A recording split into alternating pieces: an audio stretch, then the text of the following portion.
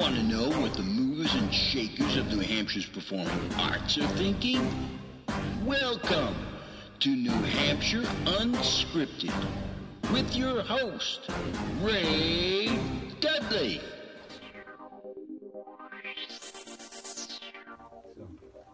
Thanks for coming in. Yeah, man. Thanks for the invite. I'm really happy to have you. I want you to get you in here for a while. Sweet. Let's do it. So, I want to talk about comedy in general. Yeah. I want to talk about you. I want to talk about improv. And then maybe get your feedback on a few things about how someone might get into it. Would they want to get into it? Yeah. All that kind of stuff. Sweet. Sounds good. So let's go back to your background. Yeah. In theater or improv or whatever. Where's all that come from? Man, I've been doing plays for as long as I can remember. I didn't have a super involved theater program in school, like elementary school, but we did, the skits and stuff. And I thought, oh man, I really like this. There was a time I went to a Christian elementary school, and I really wanted to play the role of Jesus for this Easter thing, and I didn't get to do it. I had to be another thief on the cross or something like that. So ever since then, it's like, all right, man, I'm gonna get better at this. I'm gonna play like Jesus one day. I still haven't. And then got to do some plays in high school, and really decided then that, all right, this is what I'm going to do. So I went to college, and I was not a theater major because my parents did not want me to do that. Got to do something to make some more money, right? So I became a... What, you're saying theater doesn't pay? What? I'm not saying that. I am saying I'm doing way more of my theater stuff than I am of my communication major stuff, though, right now. So, interesting. But no, that was good. So I did some plays in college anyway, which was great.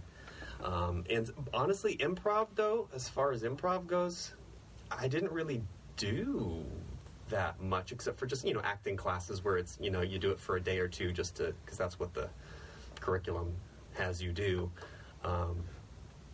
But yeah, most of my background then was in just scripted theater stuff. I've always liked comedy. Yeah. I was always preferring comedy over the dramas, and certainly the musicals. That's always been the comfort zone. So you got your hook in high school? Yeah, I'd say so. Yeah. I did too. Yeah, I got to be grandpa in You Can't Take It With You. And I that's when I realized, you know what? I think every actor needs this moment at some point when you realize, I wanted to be the romantic lead, the hot young guy, and I still do. Yeah. I just when the director offered the role of grandpa, then I was like, well, I guess I'm not the hot young guy, and still eludes me.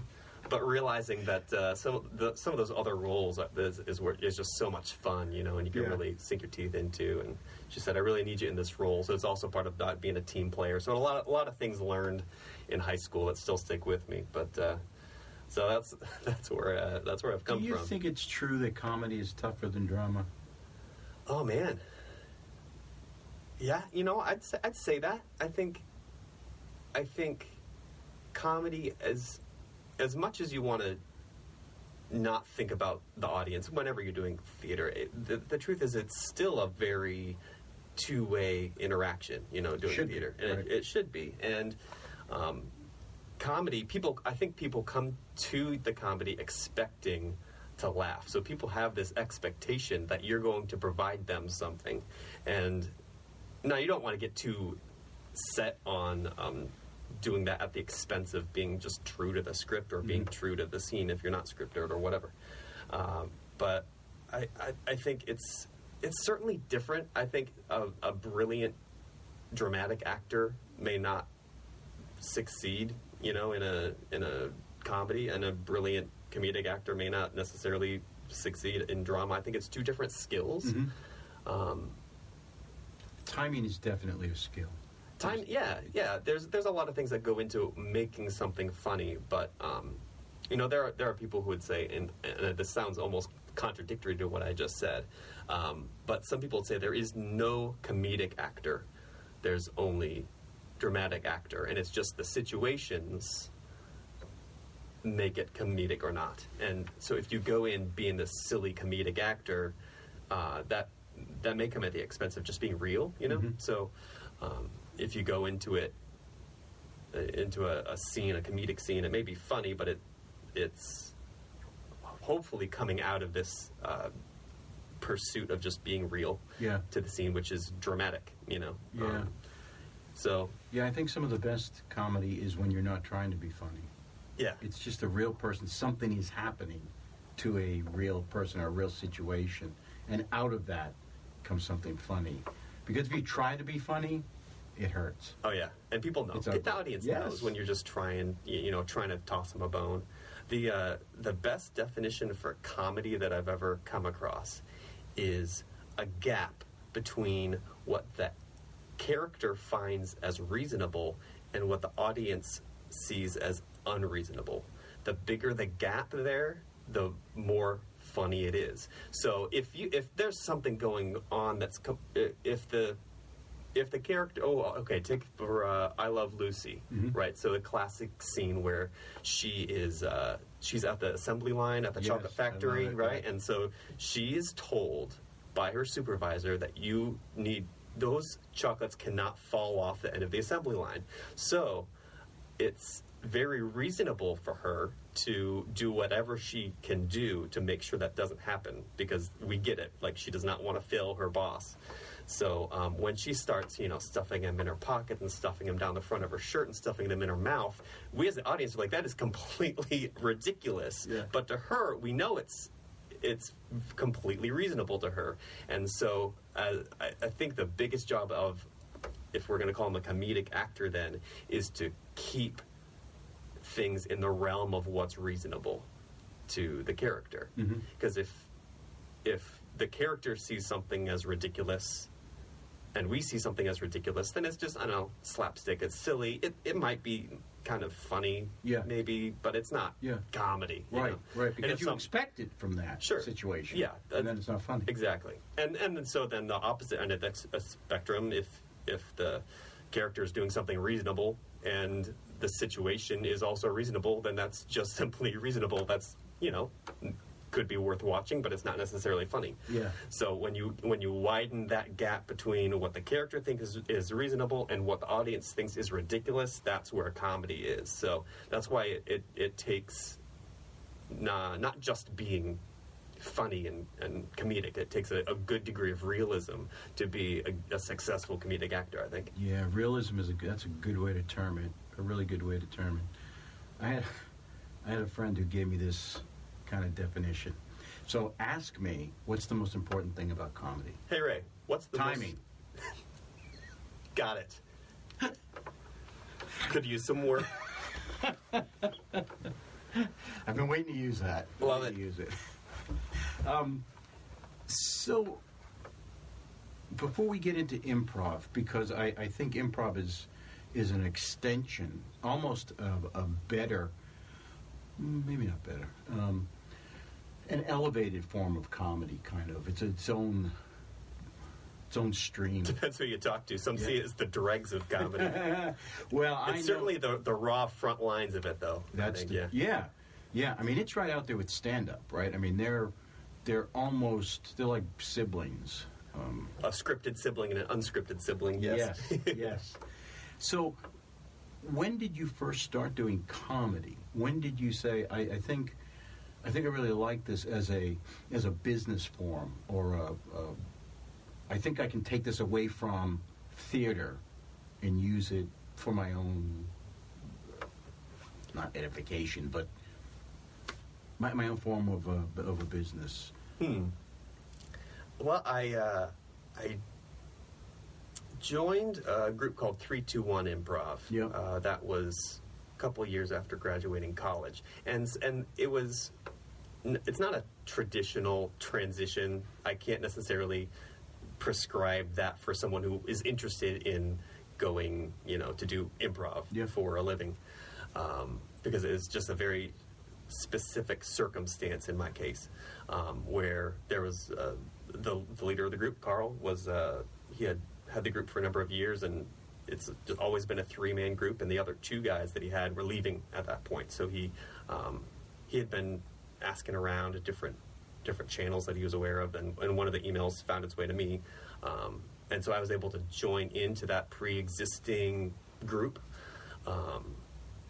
which was interesting to me because, I mean, I had never really done improv. It's not like I had a resume that was like, yeah, improv actor. Yeah. But you do the business enough, you're able to see someone based on their stage presence, based on what they've done in the past, to get an idea of how comfortable they'd be in that sort of situation. So that's kind of what got me into that. And since then, just kind of making that brand my own and wanting to really kind of dig into that, I think is just I've been able to see the importance of improv in my development as an actor, as a scripted actor, that now I love to coach people in improv, and when I coach people in acting, I often use improv because I think it's such an important skill. Yeah. And so really since then, just taking ownership of it, all right, this is a skill to develop, and I'm still developing, and seeing the benefits that it has, not just even in other forms of acting and performance, but also just in real life too. Like, I think improv makes you a better person. I would dare say. Mm-hmm. So yeah, that's it's kind of like a Toastmaster skill, right? I mean, the ability to improv, it makes you much more functional in a social environment. Absolutely, yeah. When you know that you can get into a situation and be able to present yourself confidently and make sense of whatever's in your head, to be able to communicate that is a huge skill.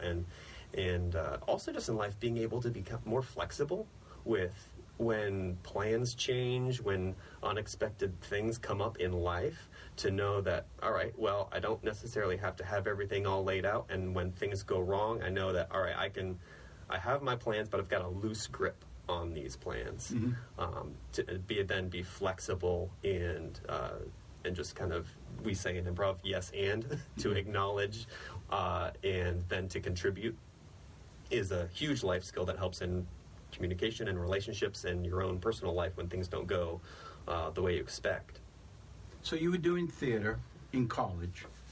Did you ever at that time think about, I might want to do, maybe at that time you weren't thinking about improv, but stand-up or comedy, or was it not on your radar until after you graduated?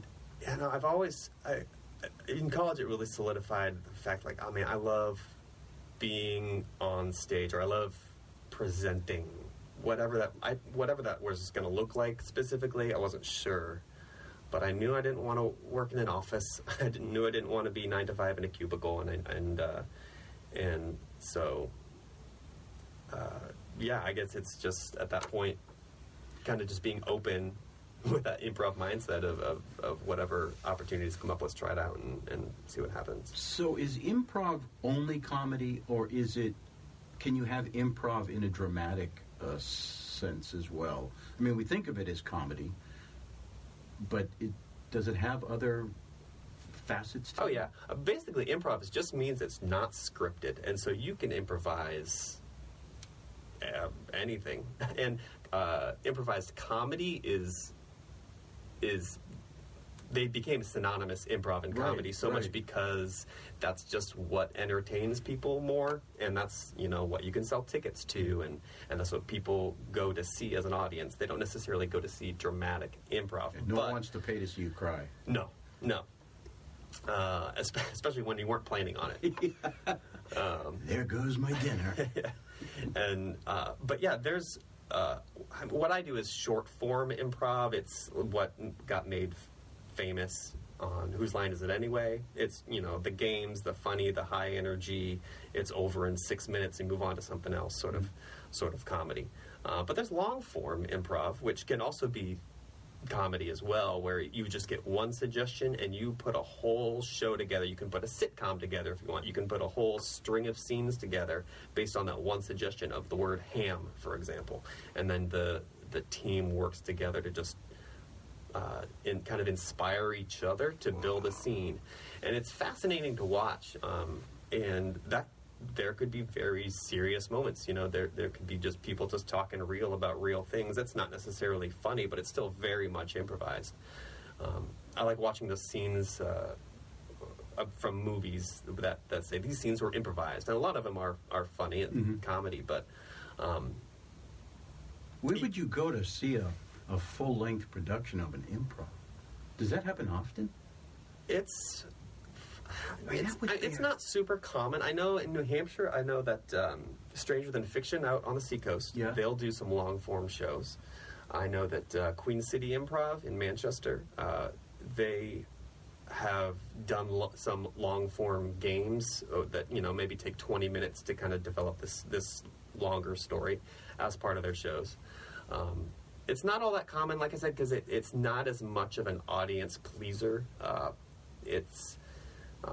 But if you're interested in the art and you're looking to just see something so unique like that, then there are definitely opportunities. It has to be catch it. remarkably difficult to do. I wish I was going to say I wish I were better. I think that's kind of lame to say. Because you're the best you can be now. No, I just haven't practiced the long term, the long form, and I appreciate the skill that goes into that, and so that's something that's on my improv bucket list to do some long form like that. Just to,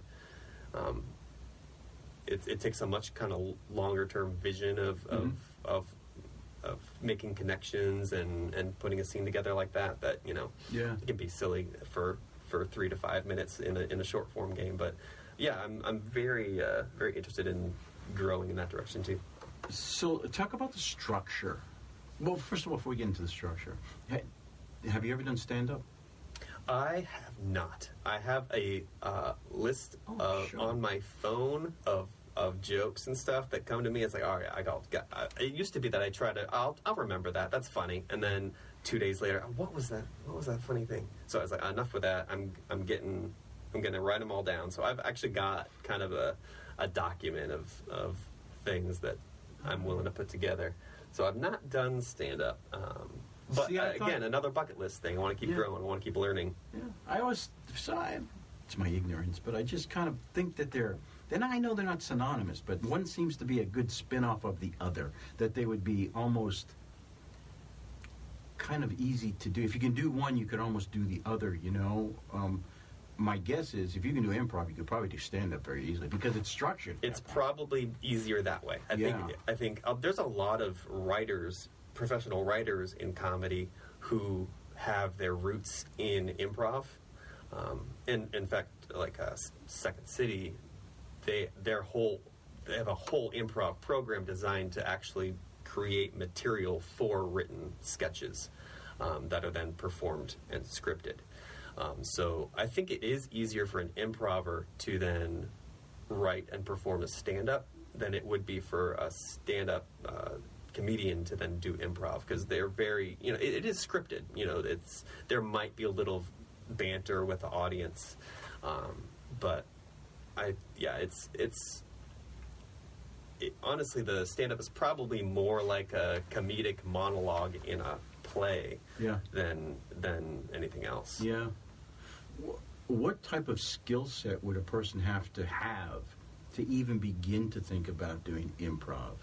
I mean, can you just teach anybody, or are there some people who you're like, you know what, go dig ditches because you're not funny? I'm going to be one of those people who can say, yes, I think anybody can learn it. And I think everybody has a sense of humor, and it's different for everybody. That's what makes people so interesting, and I think it really requires a willingness to do anything, because so much of it is just responding to what's been offered that you've got to be willing to do anything. So if and by anything you mean anything.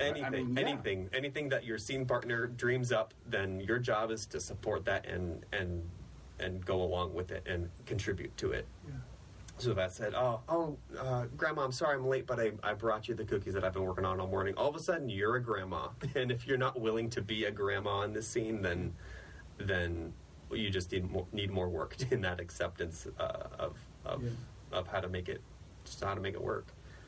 And I think, so willingness to do anything is important. I think when people say, I can never do improv, it's usually followed up with, if I say, well, why not? They're like, I wouldn't know what to say. And I think that is it's funny because you do know what to say. It's just you think of something to say and you're like, oh no, I don't think that would be good. I don't think that'd be right. That's not the best. And then you start overthinking things. You start filtering yourself, not for language necessarily, but just filtering your ideas.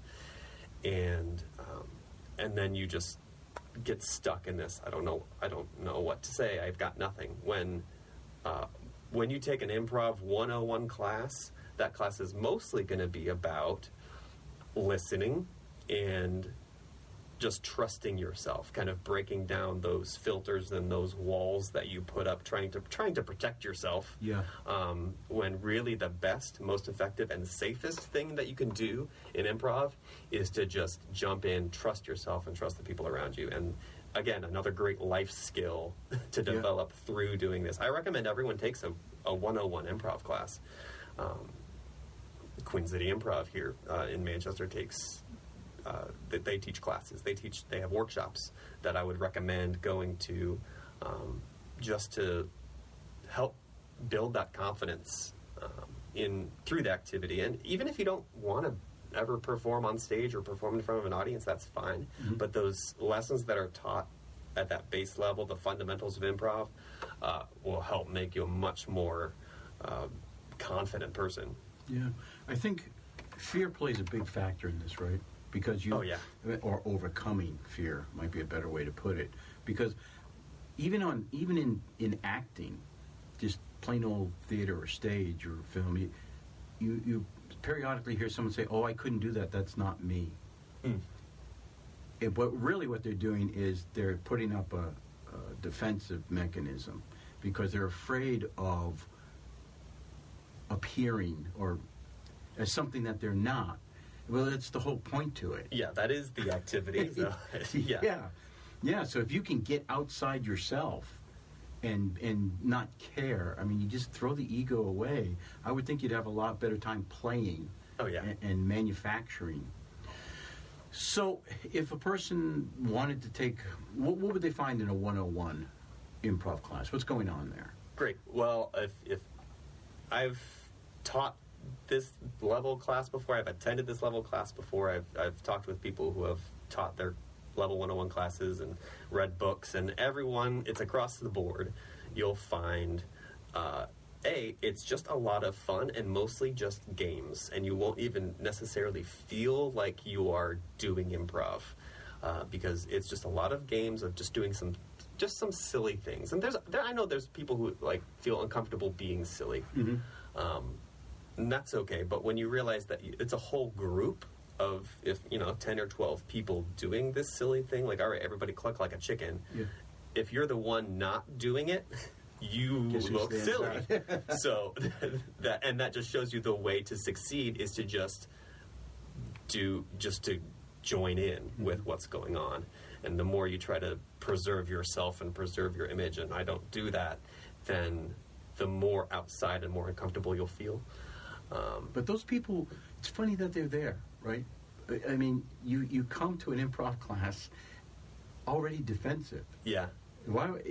It's those baby steps, though. That they're like not knowing what to expect. And I know there was a woman in class once who she came to class. She's like, I have no intention of being on stage or doing this as a real thing. It's just I take care of my elderly mother full time, and I know that no matter how rough the week is, I know when I come to class on Tuesday night that I'm gonna laugh, and even if it's just laughing at what the other people are doing and enjoying what they're doing, or if I get to laugh at myself at how silly this is, then at least I get to laugh.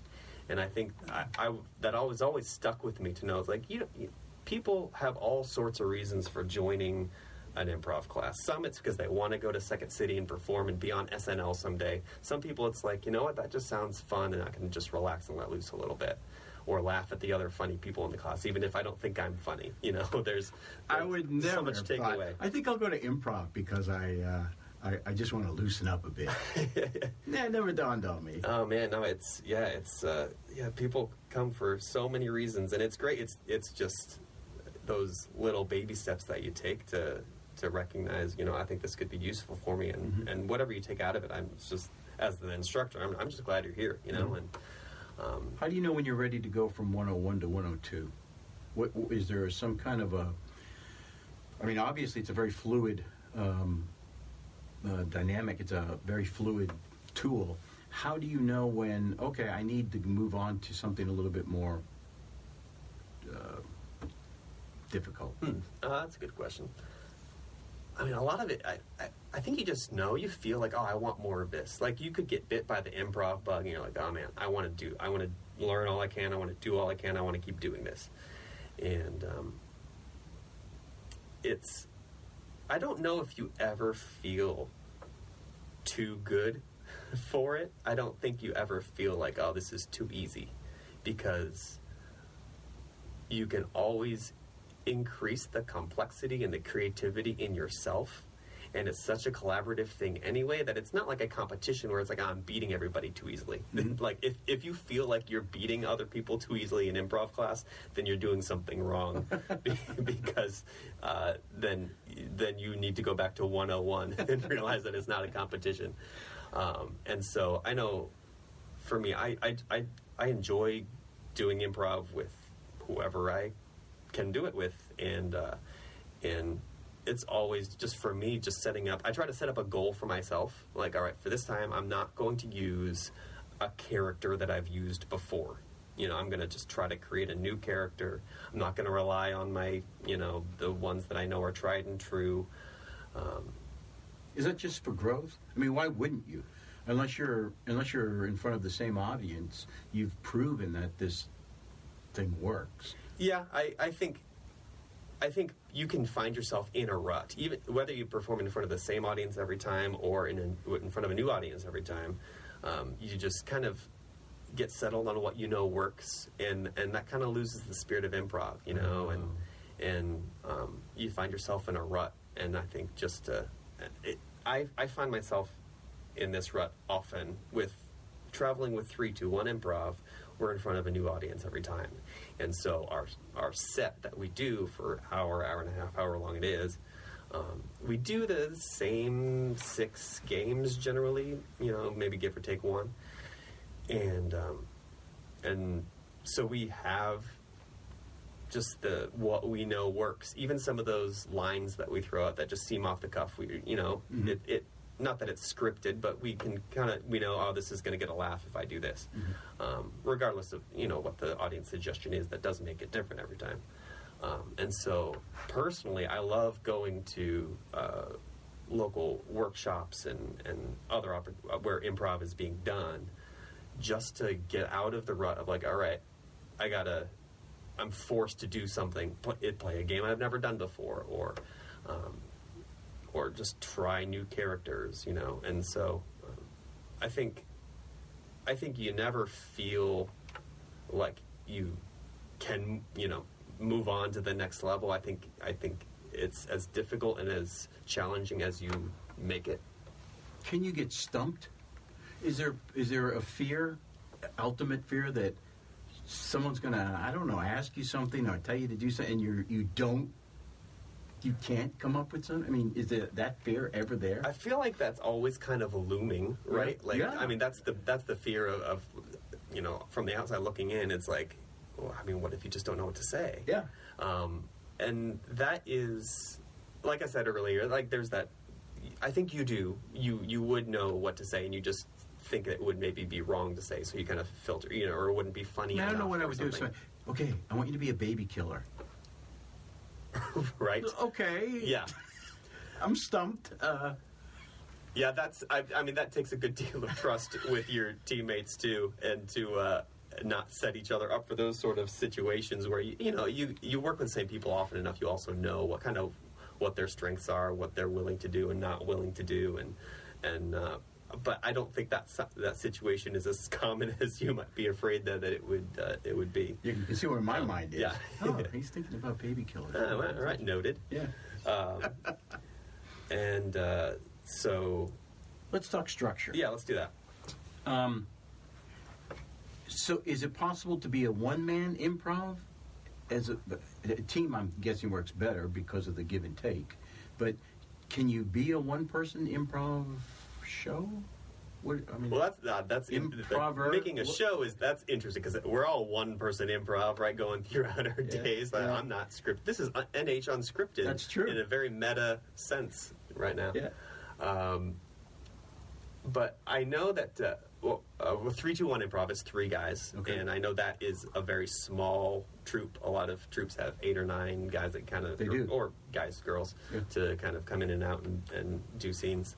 I know that Brad and Colin from Whose Line Is It Anyway? Yes. They have a 2-man improv show. They rely a lot more on audience participation, so they end up. They do some games where it's just the 2 of them, but they do a lot more games where they get people up on stage, and they not necessarily pressure the people into saying things. So they actually involve the audience in there? There are games physically? So so you get a little bit more flexibility with what you can do just because you have other bodies on stage to do it with. The idea of a one-man improv show is interesting. I think... because you can monologue about whatever topic is given. Do you have segments of your show where just kind of 2 guys are sitting down and you just go out and field things from the audience, or? No, not in my experience. Okay. I think it could be done. Certainly pretty tricky, and I think it would definitely want to go in with a game plan instead of just winging it, because then it's just a guy winging it. Hold on. You need a game plan to improv. Yeah. So does that not... Sounds contradictory, but the structure, I think you'll find, is consistent.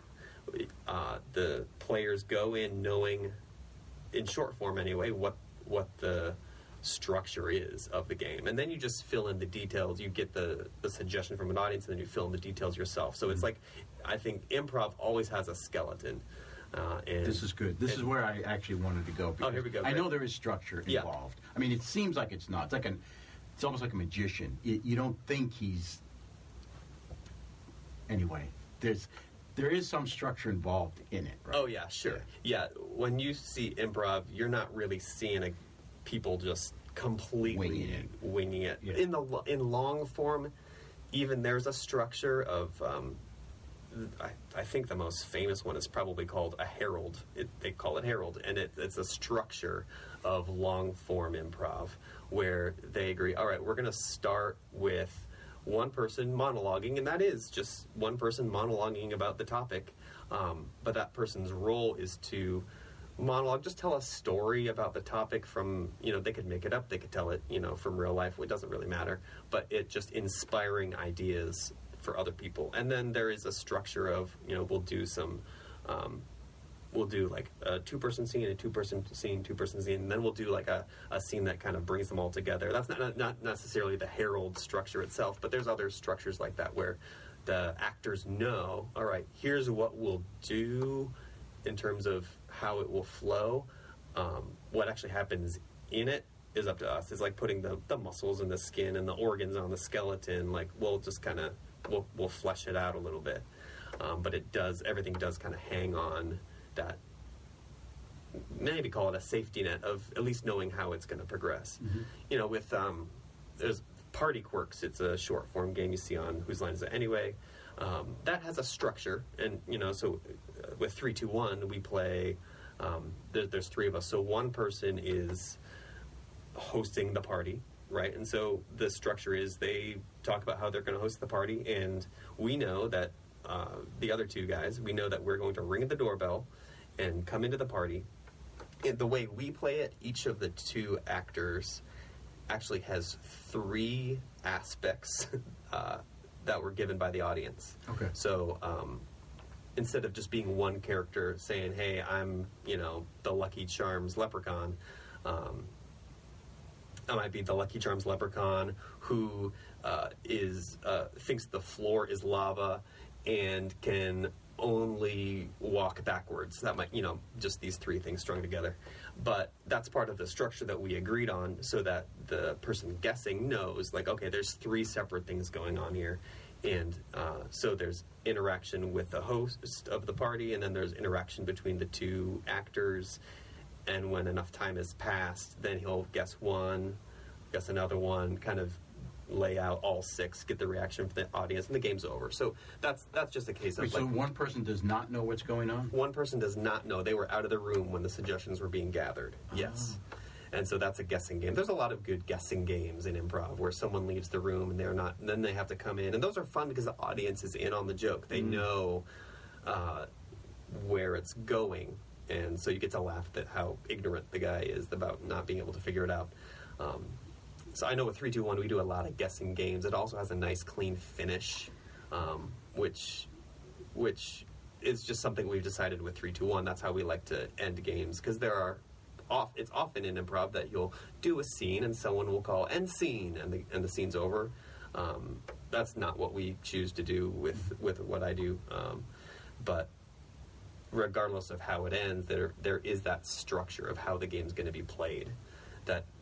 That's what you learn at, that's along some level. Once you've decided, I think I would like to learn to perform improv on stage, that's when you're like, all right, well, it's called the game mechanics. It's the mechanics of the game that you have to learn.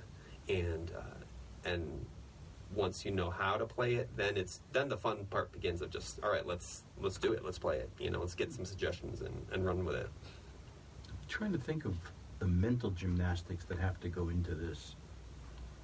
First of all, let me say, what's my line kind of bothers me at times. Oh, yeah. Because I don't think that some of them are quite as funny as the others. Some of them are very good leaders and can immediately just break into it.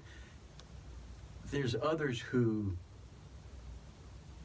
the way they play it, it looks like they're smart and quick, but they kind of are not. They're just kind of riding the coattails of the original funny guy. So I'm just getting that out there. Sure, yeah. So when you are improvising, what does the mind have to be doing? Where is it going? Is it searching for things? Is it the audience gives you a subject, I'm guessing. Sure.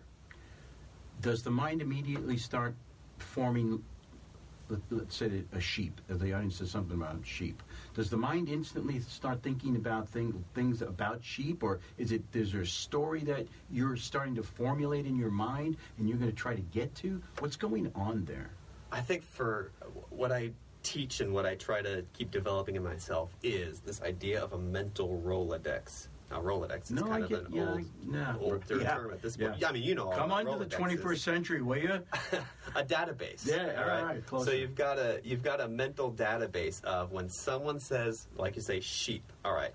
So what I'm thinking is, now I'm thinking of all the words and phrases and topics associated with sheep. And this word association it's I think one of those things that you learn in improv, in like 101 class. If I say sheep, you think lamb. There we go. Gut reaction. You don't overthink it. That's the first thing on your mouth. Great. And so one game you can do actually is a word association train. So you say lamb and I say chop. All right. I say chop. You say axe. Axe. I say axe. You say axe. I say wood. And we go back and forth like that. Just not overthinking it. Just gut reaction, and that's where you need to be. Like a long form rock shot test. Yeah. So, so if someone says sheep, then as an improviser, I'm thinking, all right, let's see, sheep, lamb, sheep. Mary had a little lamb, sheep, shepherd, the shepherds. Let's see, thinking sheep, wool, shearing. So with all of these words that start coming up, then you can rely on all of these things. So already just from that, I'm like, all right, well, I mean, shepherd, there's a character. And then you start developing. I ask the question, all right, if that's true, what else is true? And this is just a mantra to keep developing, keep creating something. All right, so if the idea is sheep, then all right, shepherd. Or if maybe the character is Mary had a little lamb. All right, so if I know what Mary had a little lamb. All right, if that's true, then what else is true? Mary had to go to school, right? And so if Mary had to go to school, let's pretend like she's a high schooler. All right, so if she's a high schooler in modern times, but she's got a lamb, and she wants to take her sheep to school, what else would be true? Well, then She probably isn't very popular with her friends because what else is true is this sheep probably stinks and is disruptive in class. And so then she ends up maybe being made fun of in class. And so then you can kind of develop this whole character around what does Mary look like in modern high school. And then you could have a scene from there. So all going back to word association and accessing this database that you, as the more you do it, the more things you can pull up, I can see and that. faster Yeah. you can access stuff. And that's just practicing word association and just trusting, yourself, and also being exposed to more things. Watch more movies, read more books. The more things you are familiar with, the more you can have in that category. So, and then asking yourself, if this is true, then what else is true? And then just kind of building a character or building a scene that way, or knowing how to respond to someone just by keeping asking yourself that question. So this has to be wonderful for the brain. Oh, I would imagine. Yeah. I mean, there's things about the brain that just keep it new and keep it fresh, right? So the synapses and all the mitochondrial stuff that's going on there. It's a quite the high, and I know from people who have talked about, especially long form, where that's like a marathon of improv, and very collaborative with inspiring others and finding new ideas, and thus some is the greater than each of its parts, and there's a rush among improvisers when you finally make those connections that. And an audience watching it, that's when they applaud, that's when they cheer, when they're like, I see what you did there, and always thinking back and calling back to things that are tying up loose ends that were previously in the show. It's all about making those connections, and it's really a bit of a rush to realize, hey, we made it, we did it. It's very collaborative too, which just makes that sense of community, So it's a very unique feeling when you create something out of nothing. That's what improv is. You're given very little, and then you make a whole thing out of it. And when there's an audience, then they get to see that just kind of unfold before their eyes too. So, wow, yeah, it's fascinating. Definitely worth doing. Yeah. So let's talk about an evening for you guys. 3, 2, 1. Sure. You're sitting on a stage. What? How do you even start? What's going on there? Yeah, all we have is 3 headset mics. So no stools, no props, just microphones and hopefully a stage to stand on. And so yeah, we'll introduce ourselves, and we're from 3 different places, so that's always kind of a interesting. I'm from here in New Hampshire, and one of the guys is living in Florida, the other's living in Oklahoma. Really? Yeah, so we fly in to wherever we need to be, do a show, and then we'll, if there's another show, we'll fly out to that, or we'll fly back home. Yeah, so when we first got together, when I was hired, and then when we brought in the other guy, we got to our first show a day early and just spent that whole day workshopping all the games that we're going to do, and like I said, with the mechanics, learning the mechanics of the games, but since then we don't get together to practice necessarily. We just go out and do shows. That's confidence. And we know at this point. I mean, we've been together since the other guy Jeremy joined 6 years ago. So we've been together 6 years at this point, which is huge, pays huge dividends on the chemistry. We just know kind of what to expect of each other and can know where each other's going. So that helps. That's a huge advantage in the fun of the whole night. But yes, I mean, a typical night, then we'll just go up. We will decide our set list, of our 6-7 games, I don't know, like 15 minutes before we go up, probably, and we'll string them together given how much time we have. And so is there ever much debate about that? Are you all pretty much like, okay, we're just going to do this. Does anybody ever say, come on, we can't do that? I mean, if you're going on 15 minutes from now, it's kind of a tough time to start arguing, but... Yeah, not a whole lot of argument.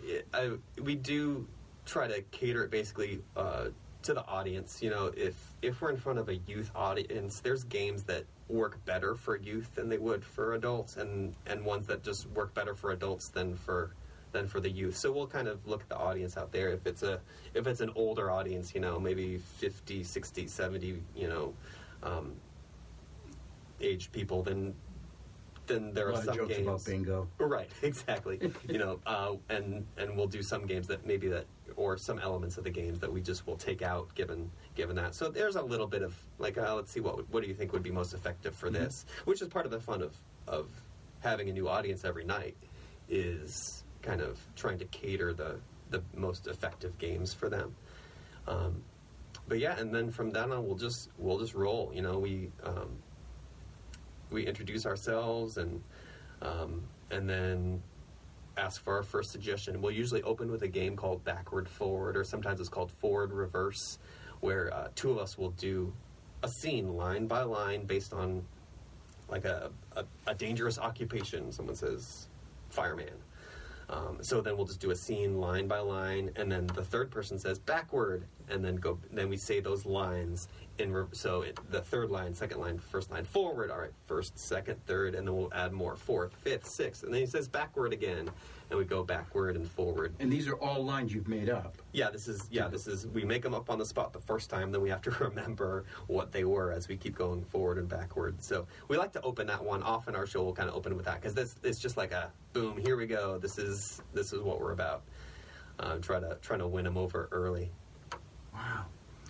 So how do you know when you're done for the night? I mean, how do you know when you're just like, geez, I can't think of anything. I'm done. That's it. I'm done. That's all we got, folks. The well is dry. Go home.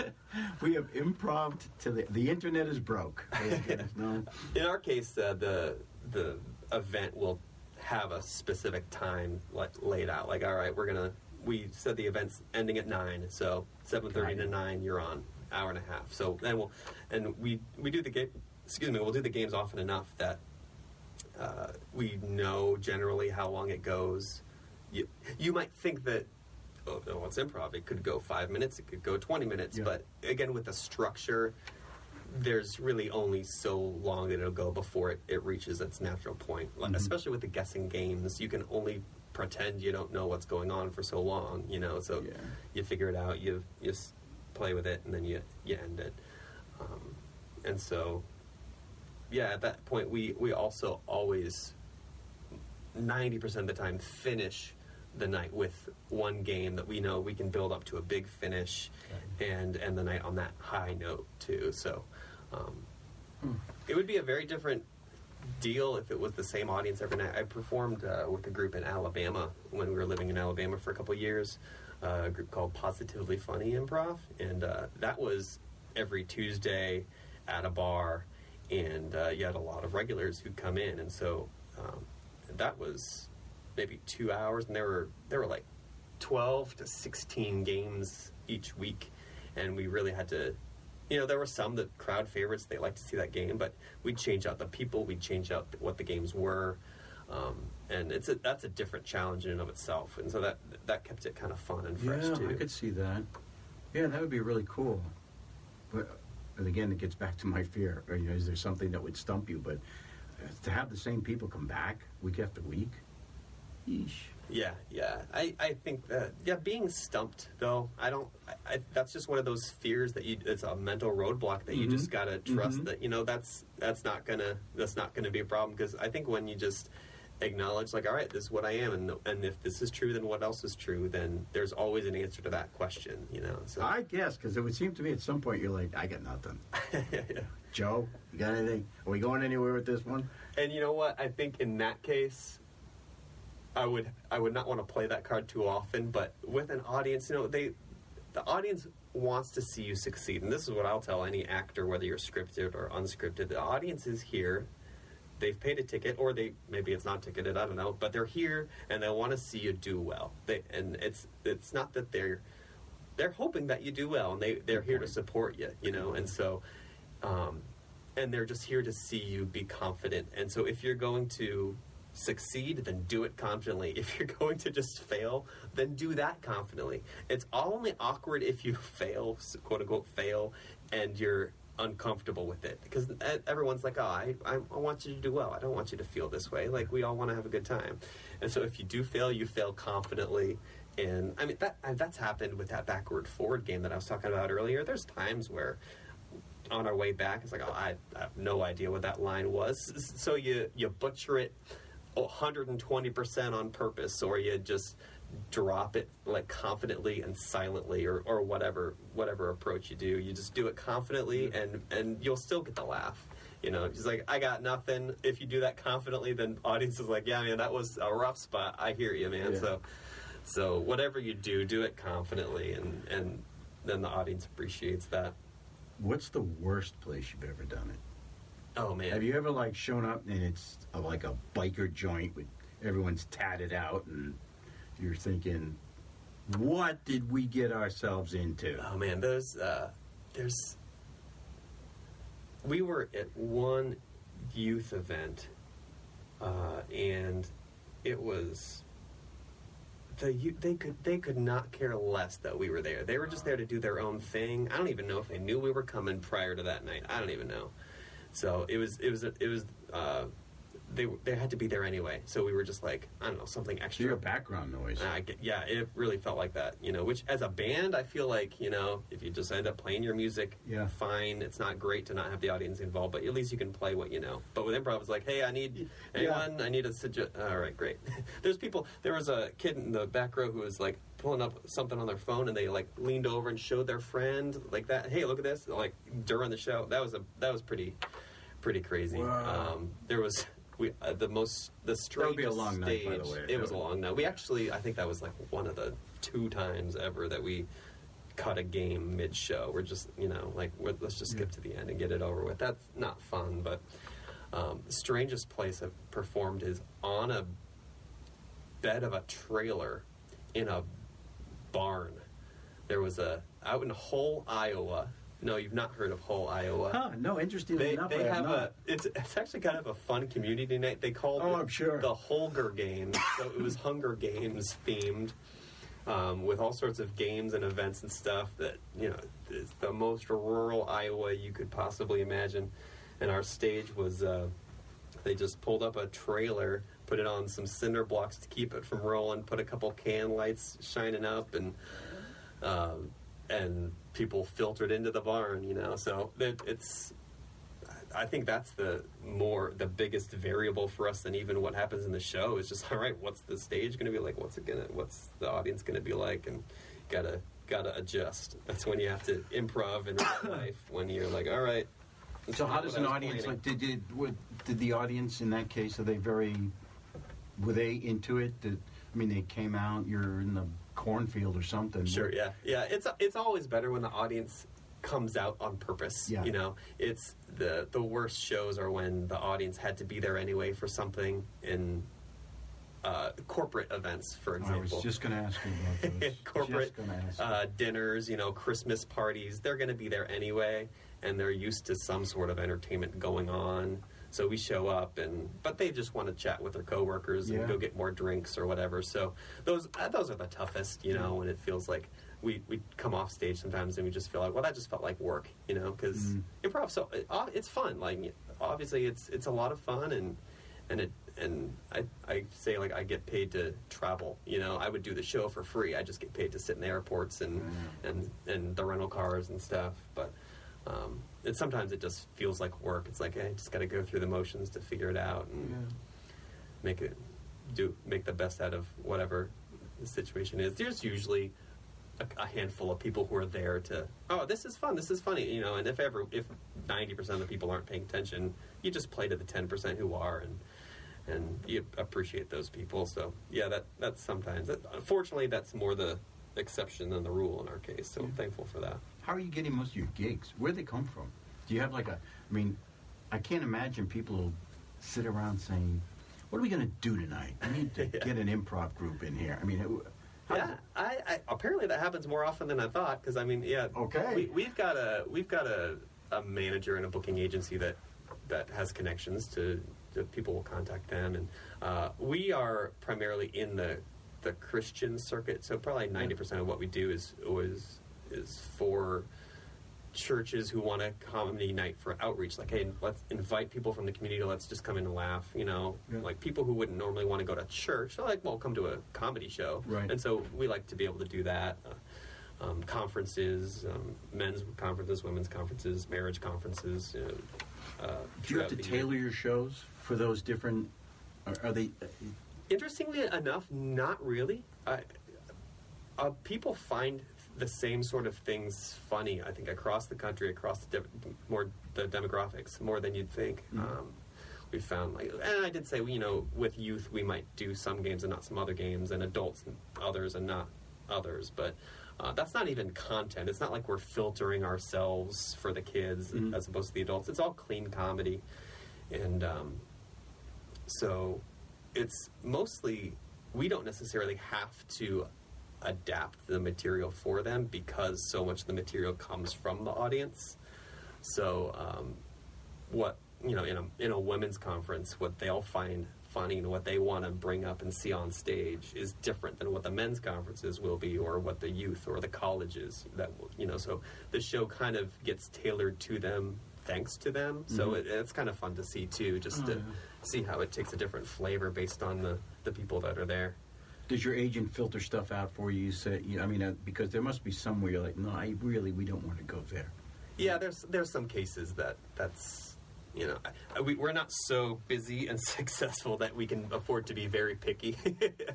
But there are some things that just like that, maybe this isn't the right event for you. I know that there were times where people would want us, like on fairgrounds or something like that, where normally you'd have a band there playing music while people are enjoying the event elsewhere.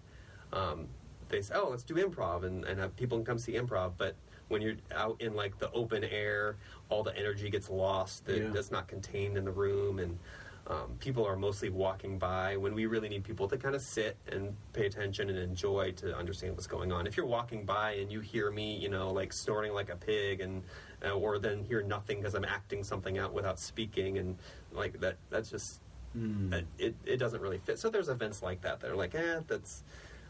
And then you get distracted, planes flying overhead. Exactly, yeah. So that's when the agent will be like, may I suggest this band? They do, they'll provide some great ambiance for your event. So, yeah, that happens. Improv is not the best art form for every event, but I think it's more often in demand than you'd think, because I think with stand-up comedy, that's usually the obvious go-to choice. Let's do comedy. We'll bring a stand-up comedian.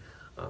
You have with that, you have one guy who generally the jokes are crafted so that there's setup, punchline, and there's a laugh. Setup, punchline, and so there's this the ebb and flow of laughs that is even the best stand-up routine will have that.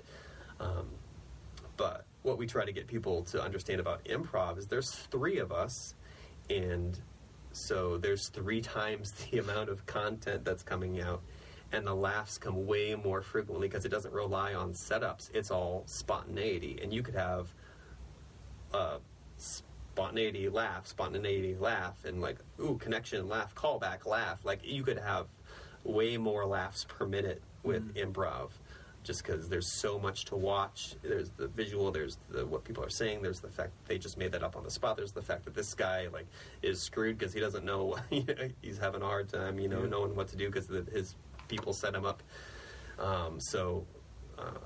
Have you ever done, I remember years ago, Robin Williams and Jonathan Winters, especially Jonathan Winters, they had a segment of the show where they would put him out on the stage. There would be a chest on the stage, and there would be props that he had no idea. Absolutely, yeah. Have you guys ever done that? Do you do that? We have not. No, we really don't even travel with any props or anything. And when we're earlier, you're all verbal. You don't do anything that. Yeah, no, and we'll pantomime things. We'll use props that we can imagine, so to speak. But that is probably, if you're going to do a one-man improv show, I think that would be the way to do it. Is just to have some. You need it from the audience, or else it looks like, oh, here's the stick routine. Here's all the stuff he does with the stick. It would just be relying on the audience and crafting, just responding to whatever they're giving you. I know Kevin James he has ended his stand-up routines with some improv where he'd ask someone about anyone have an interesting tattoo with an interesting story behind it. I think that's a great thing to ask the audience, because you're going to get something interesting and personal. Yeah. And then he'll just kind of riff off of that and improvise from that. I think that would be a great way. If you were to have a actual improv one-man show, it would need a lot of audience interaction like that, and audience providing a lot of that good material. God, the brain would be working so hard. Oh, man. I mean, Robin Williams, if ever there's a guy who will do a full show improvised, it's him. His documentary, he has a recent documentary filmed about him. Oh, I haven't seen it. It's fascinating. It talks about when he first became fascinated with comedy was when he was watching Jonathan Winters on his show pull out a stick, and then Jonathan Winters just did 6, 7, 8 different characters based on that stick, and that's Robin Williams. And he mentioned that his Robin Williams' father, who very stoic, never laughed. Really? Yeah, until he watched Jonathan Winters, and Jonathan Winters made his dad crack up, and he's like, who is this man, and what is this activity that can make my stone-cold father laugh? I need to do that. Great story. And that's how he started. And so he did that same sort of routine of just, take a scarf from a lady in the audience, and his comedy was always based around making characters and telling stories through the characters that he came up with. So he'd take a scarf, and then he'd be some, Mary Magdalene. He'd take a scarf, and he'd be a airplane pilot. He'd take a scarf, and he'd be a movie star, and just string together these little mini monologues of different characters come up with on the spot. And that's a whole different his level. Brain is wired, Yeah. Cocaine helps. Yeah, that certainly fires the synapses. I swear Jonathan Winters was just crazy. Oh, yeah. I mean, there was he had no governor. His mind could just go anywhere. And I mean, literally, I think he was clinically crazy because... Oh, yeah. Can you imagine being on live TV and they just give you this chest and you just open it up and do things? There's a degree of confidence and a degree of craziness to even succeed in that situation. Yeah, man. I really admire the ability to just roll with whatever, And Man, oh man. So tell me how improv helps you with scripted theater. Great. I love this. So, good. I'm glad you asked, Ray. I'll send you the money for that later. So, with scripted theater, I think the way to succeed in rehearsals is to not just solidify what you did in your audition or solidify your gut reaction to the script. And so often rehearsals end up just being, all right, let me just memorize, solidify what I'm doing, and just end up doing the same thing every time. I think it's more important, and what the director really wants to see is just options. And so when you come to a rehearsal, just trying it different every time, trying a new motivation, trying a new voice, trying a new way to move around, new physicality, and seeing what you can discover through rehearsal. Now, there does need to come a time in the scripted theater when you need to stop doing that, so your scene partners Hopefully can know what to expect of you. Yeah. And so that you can. But there should always be a sense of being willing to take risks. So improv is going to teach you to have the confidence to try something new and understand, like, you'll know if it's effective or not. Sure. You know, I don't like to use the word like right or wrong. Really, it's more effective and less effective choices. You'll know if it's less effective, and so then you won't try that again. And so it's just this honing of, let me try something new. Let me just try. All right. Well, what if I try to even reach maybe an angrier point here in the scene, or just trying to try the scene different ways. Yeah. And being ready, being willing to just take risks. And when you've, only just kind of talked in a normal voice, maybe just instead of yelling, maybe if you've been always yelling just out of intensity in a scene, just change it. Maybe it's just going to be a really harsh whisper, and how does that change it? Or even big, bold risks of, if it's something physical, all right, I'm going to fall over the side of this couch, You don't want to take risks that result in your injury. Right. But big, bold risks of, you see Kramer on Seinfeld, it always just barreling into the scene, that's not all even planned. It's just all right, here he's coming in. It's just taking a risk without any regard for his own safety or how it looks to the audience. It's just improv allows you to have the confidence to you know what? I don't know how it's going to turn out, but I'm not going to let that stop me from trying. Yeah. And if it works, great, and hopefully you have a director that also works in that process with you of all right, let's try something new, or, ooh, that was effective, what do you think?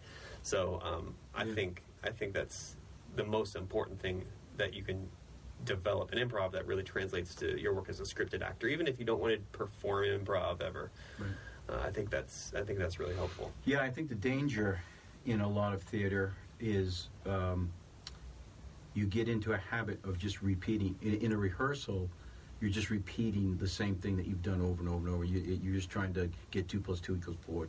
And periodically you need 2 + 2 = bird. Mm-hmm. Because you have to find a different level. Anybody can just memorize the lines and never change anything. It's just very surface, and all you're doing is cementing the same action over and over and over, which, like you say, is fine. But at a certain point, you can't add anything new in. But I think not enough people do it. Not enough people have the confidence or even think about, I need to change something here. I just had Gary Locken, and I was talking to him about almost that same story, where there are directors who tell you, I need, take 10 steps, pick up the pencil, blink, and then, But there's other times when the director will say, okay, I need you to get over there and pick up the pencil. Now you decide what's going to happen on the journey. Mm-hmm. And that's when the freedom comes to play, and you can develop those, maybe you will trip over the furniture getting there. Maybe you'll cross halfway across the stage, turn around, pause, do something. But the improv impulse should be there, because it's what real people do.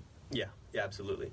Maybe. Yeah, people that's not going to be the planned action. We don't think I'm going to go to the kitchen, I'm going to stop and wash this spoon because I need to stir my tea with it. It's you might have an idea of what you want to accomplish. That's why you have objectives. That's why you have these motivations that you need to determine. But what you actually do to reach those objectives can and should change. And so when you're rehearsing and you're doing the same thing the same way, the way you've always done it, it's basically not that you would say this, but what that is saying is that I was right the first time. Right. And no one's right the first time. Right. Especially with a creative thing. There's not even a right. Again, with I was the most effective the very first time I read this. This is what I'm going to do. Well, no, probably not. The most skilled, I would hope not. Reader, the most skilled actor, your gut reaction could be a good, effective one. But if you were able to create something really good and effective on your gut reaction, imagine what you could find and discover when you try it 12 different ways. So I agree. Yeah, I agree. This is what I think separates really good actors from just okay actors, right? You'll see it happen all day long. You get a very surface level performance, which is okay. It's fine. But all of a sudden you see somebody who stands out, and you're thinking, well, that's a really great actor. Now, they might not be a great actor, but what they've done is they have created a real thing as opposed to just a cardboard standout. And maybe that's a better analogy. So some folks are just kind of cardboardish as opposed to the real thing. It's a 2D versus a 3D. Yes, the difference is the living in the moment. And improv teaches you to live in the moment. I will say you should have a plan going into an improv scene, going into a scripted rehearsal. Mm-hmm. You should have a plan, but with that loose script that I was talking about, like you're willing to be flexible, you're willing to let it go, you're willing to hand it over to someone, willing to change your idea, then that allows you to you need to listen to what's being offered and respond however you would respond in that moment. And so it's that being in the moment which makes a character look very real, because that's how we live our life. We live moment to moment. Right. So that's a very good point about listening on stage.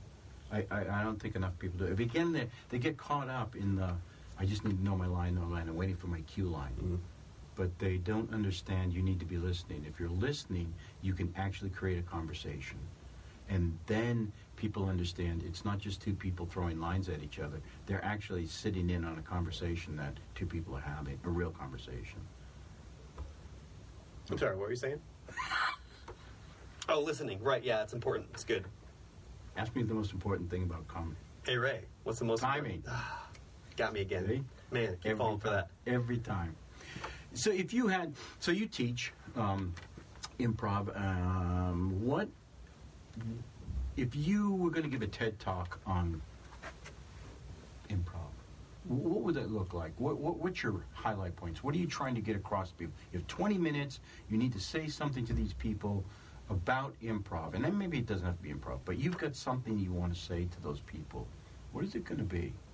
It's a good question. I actually am in the process of writing a book. What? I know. We should. I got to flesh this out a little bit more. So here, let's do it. Yeah, I'm still in the early phase of that. I got a couple chapters done. So we'll have to come back and chat about that when that's developed more. That'd be fun. But the emphasis of that book is to how to deal with life when life takes an unexpected turn, right? So using the principles of improv. And so the fundamentals of improv are, first of all, listen. The fundamental human need is to understand and be understood. And Stephen Covey, in the 7 Habits of Highly Effective People, he says, seek first to understand and then to be understood. So if you don't know what a person cares about, you don't know how to respond to them. And so the only way you're going to understand what someone cares about is to listen. Mm-hmm. And so most people, when you go in thinking about improv, it's like, I don't know what to say. Well, good news for you, the first lesson in improv is not about saying anything, it's about listening. And so once you have developed the skill of active listening, then you tack on the yes and the and that we talk about with improv. Yes and. Yes, acknowledging what someone says. So you listen to them, and then you say, yes, that's what's true. That's the empowering thing about improv, is you don't have to be worried if what you're saying is right or not. When you say something, that is what's right. And then that your teammates acknowledge, yep, that's what's true. And because I consider the opposite. I would say, like, hey, Grandma, I brought the cookies that you asked me to bake. And you say, I'm not your grandma. I'm the plumber. I'm here to fix your toilet. Like, okay, that's not new reality. Now, talk about being stuck. That's when you get stuck, is when someone or you have just denied what was already established, that's when you get stuck, and that's what you learn to avoid in doing improv. Well, I think too, listening gives you so much. If you're disengaged, and trust me, don't pretend you're listening to your wife sometime when you're really not, and you'll get in trouble real quick. Right? Mm-hmm. If your mind's on the sports score or whatever, and she's trying to talk to you, not gonna work. Oh yeah, I'm guilty of that. I've got a 6-year-old, who just talks all the time. There's so much talking, so many words, and I have a hard time processing all of that. Sure. It's like, yeah, Daddy, you're not listening. Like, you're right. I'm sorry. I was not. Let me put down whatever I'm doing. Okay, what were you saying? And so it's easy to really just get lost in and that active listening. I like to think of it as an audio engineer has a mixer, right? And so when a band is sound checking, they have an in-ear monitor that plays all. So the keyboardist has their in-ear monitor where they hear what's coming from the bass guitar, the electric guitar, the vocals, the drummer, all these things. And so the audio engineer is mixing that so that they get the levels of what they want. So they might want lower drum levels, but they might want higher vocals, and so they'll get that mix. And so active listening is knowing that you have the ability to control that mixer and turning up what you really want to be focusing on and turning down the other things, because there's so much input in our world. Mm-hmm. We're living in a world where there's so much input. You get just pulling out your phone, you get all this input that isn't all important, let alone the other sounds of traffic and of babies crying and of other people wanting your attention. Active listening is recognizing that the thing that you really need to be listening to, you can focus on that, and it actually gets louder, and it actually gets your attention more, and you can stick with it, and constantly making those adjustments of all right, what are you going to focus on? What is your focus of your listening in this world? Because that really makes a difference of what you process. And if you're focused on things that are negative, if you're listening and focusing things that are self-defeating, then you're going to be a negative, defeated person. Getting real there for a second. It's okay. Yeah. So I'm glad really you used the word tuning up active. those things. Yeah. Active listening, because that's very important. It's one thing to sit and just hear. You can hear everything. Everything. Active listening puts you in the conversation. You know that you're going to be expected to reply on some level, and it's incumbent upon you to actually focus and hear every word that's coming from the other side. Otherwise, you can't reply. Right. It's going to be a grunt or a moan or something, or one of those "what'd you say" kind of things, and that takes you right out of the conversation. So your TED Talk is active listening, and then where do they go? All right, then it's your the book. accepting. You got your book. Right. You're writing your book. Yes.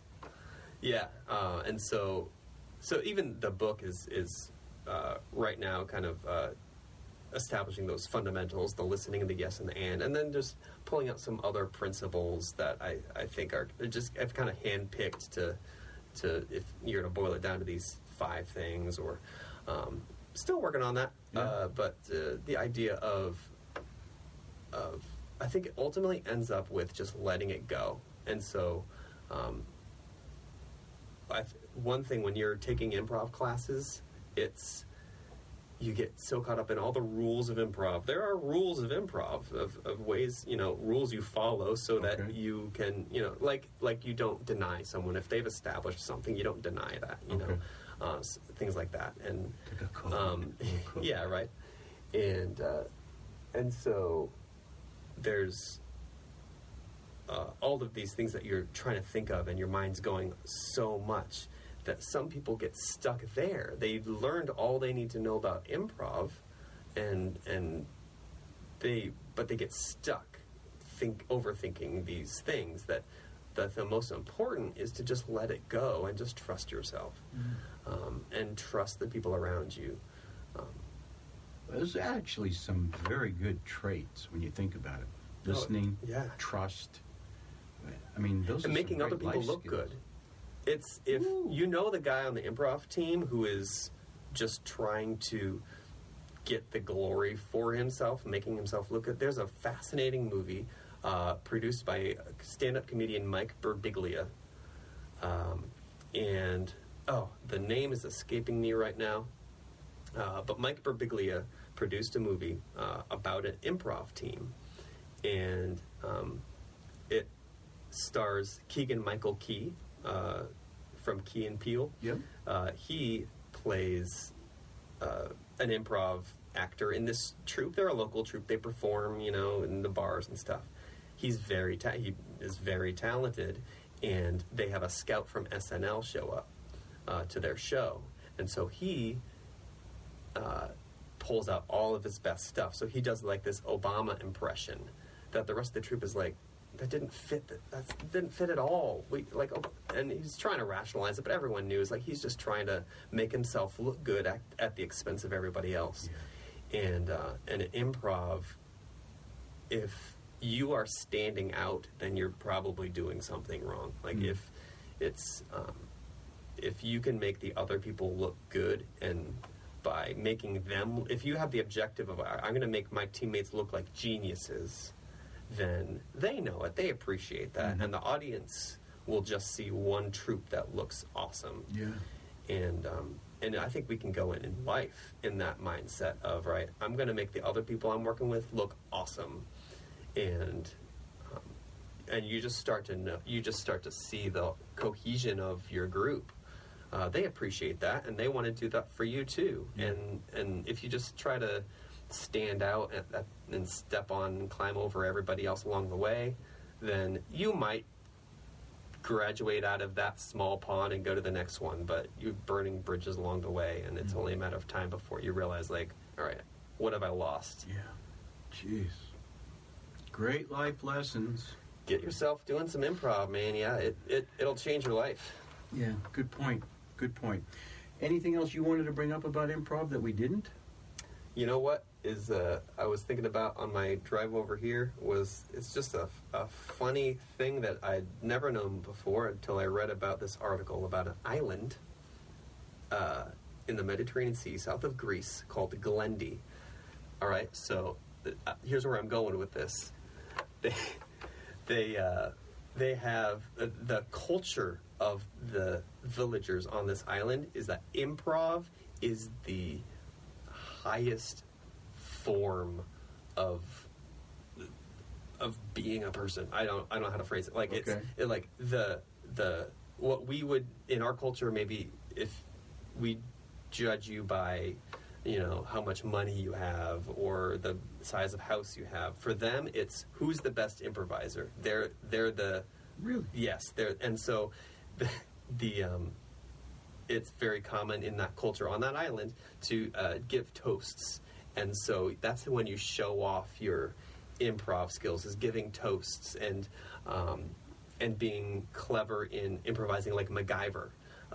And so if you can fix your cart in a clever way, you drive your cart around town and say, hey, look how you jerry-rigged this. Everyone's like, ooh, wow, he's doing very well for himself. They steal each other's sheep. They go to different villages and steal each other's sheep, because if the idea is if you can steal someone's sheep without them knowing, then you are very clever.